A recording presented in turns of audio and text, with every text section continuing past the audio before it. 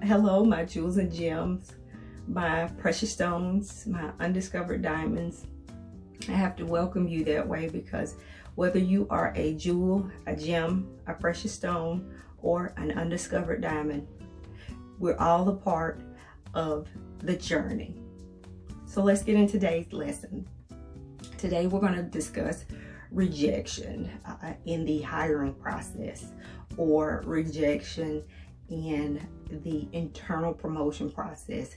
This is something that not a lot of people talk about. They always talk about the bad part of it, and I will venture to say the discriminatory part of it.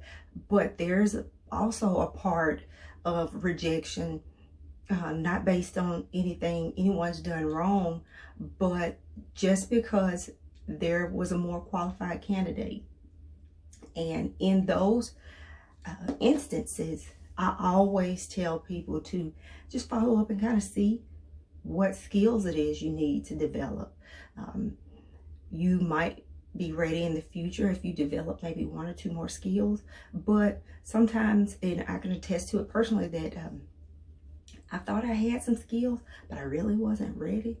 And I called the hiring manager and said, hey, is it anything I can work on that would make me better qualified for this position here or with another company in the future? And when I presented it that way, I would say more often than not, the hiring managers would give me one or two things that I needed to improve on, or one or two things that would help me stand out as a better candidate. But again, you want to have that information if you don't follow up. Sometimes you're not going to get the information. So in those instances, you just have to remember that, hey, that wasn't the one. And it's almost as if you have to have a mindset of how they train the people that do the multi-level marketing positions. And they've always said, I myself have tried that in the past as well. And the people coaching me always said, get used to the no's. Let the no's just roll off.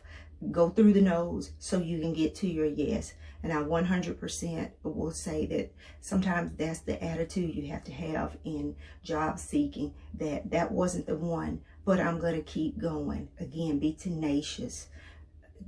Make someone tell you yes by continuously going. Rejection is going to happen. It's just a part of the process.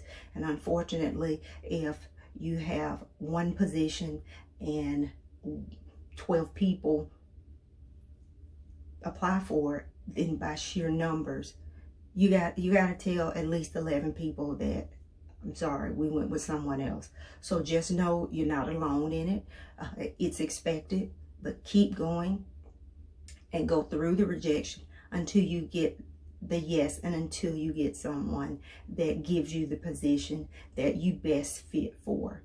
And don't be discouraged. When I was fresh out of college, again, no experience. I was definitely fortunate to be promoted into a position right out of college before I even graduated.